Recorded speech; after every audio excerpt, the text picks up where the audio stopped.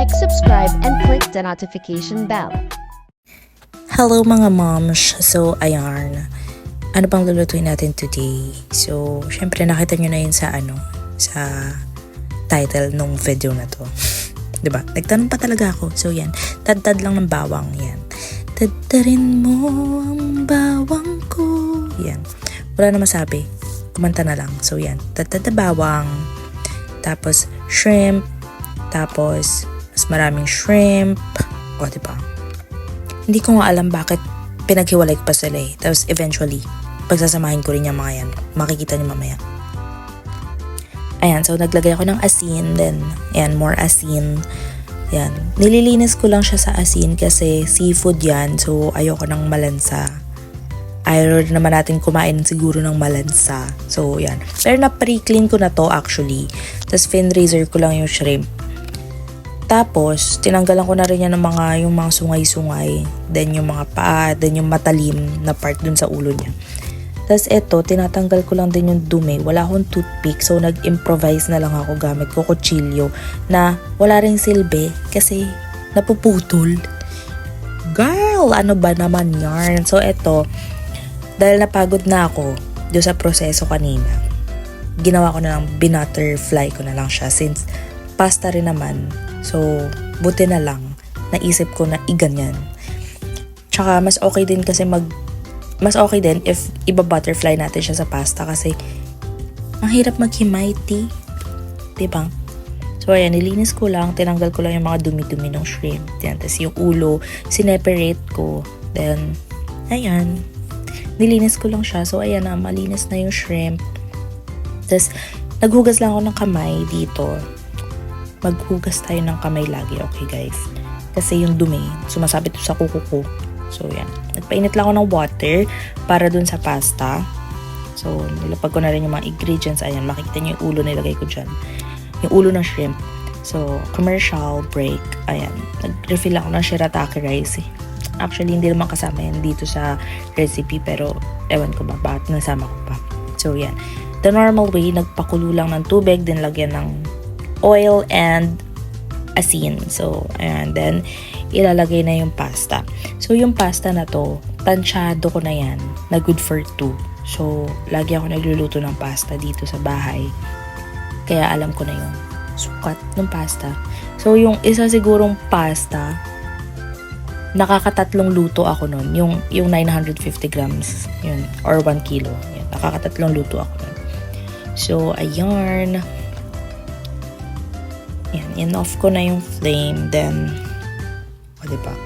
Tapos, pala guys, itabi nyo yung pasta water kasi kailangan natin yan mamaya. Then, hugasan lang natin yung pasta sa cold water para ma-stop yung cooking process niya. Then, ayan, nag-saute na ako ng butter. Then, ito na nga yung ulo ng shrimp. Guys, yung secret dito is ito talaga, yung ulo ng shrimp. Kasi, ito yung may pinakamasarap. Hindi ko alam kung ako lang ba or nasasarapan talaga ako sa ulo ng shrimp. Diyan talaga yung lasa eh. So, naglagay lang ako ng salt and pepper ulit. Tapos, tinabi ko na. Kasi ang kailangan ko lang for now is yung sauce. Ayan, o diba? Tapos yan, saute ng butter ulit. Tapos, saka ko na isosaute dito yung sibuyas. Tsaka, yung bawang. So, yarn. Tapos, antayin nyo lang medyo brownish yung bawang bago nyo ilagay yung mga hipon. So, yan. O, diba? Tapos, antayin lang natin siya mag-orange para luto na. O, diba? So, ito yung purpose ng pasta water na tinabi ko kanina. Ginawa ko siya for the sauce. Then, mga tinakpan ko lang din 5 minutes pakulo sa medium to high flame. Then, prepare ko lang yung mga gagamitin kong spices. Yan. Actually, nagtabi ako kasi ang daming shrimp eh. Ang daming sahog para sa 2 tao. Yan. Tsaka ulam na rin namin yun para bukas. So, diba? O, tipid tips. And tapos, naglagay lang din ako ng lemon para may konting kick ng asin. Then, yan. Paminta. Then, ito guys, yung tomato sauce. Isa rin to sa mga main ingredients na kailangan talaga dito sa pasta na to. Kasi pampalapot. So, yun. Tsaka, ewan ko, basta ang sarap eh. Di ma-explain. Try nyo na lang talaga. Tapos, ito yung mga pinrepare ko kanina na mga seasoning. So, Italian, basil, tsaka red pepper flakes. So, kung wala naman, okay lang. Yung red pepper flakes kasi, gusto namin siya kasi gusto namin maanghang yung pasta. So, mahilig kasi kami sa maanghang. So, if ayaw nyo naman, okay lang din na wag na gumamit.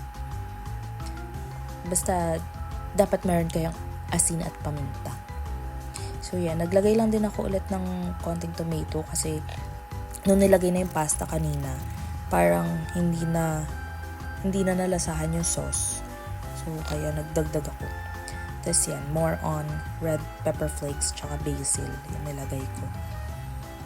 Ayan. O, diba? Tapos na. So, plating na tayo. Plating quality ng bahay lang yan. Bahay quality plating. Ayan. O, diba? Shrimp. Tapos, yan. Naglagay pa ako ng red pepper flakes, diba? Sobrang gusto talaga namin ng maanghang. So, yan. Tapos na. Tapos, taste test na. O, diba? Ang sarap. Promise. Try nyo yan. Thanks for watching! Para sa mga nagustuhan yung video na to, please do give a thumbs up and subscribe. Bye!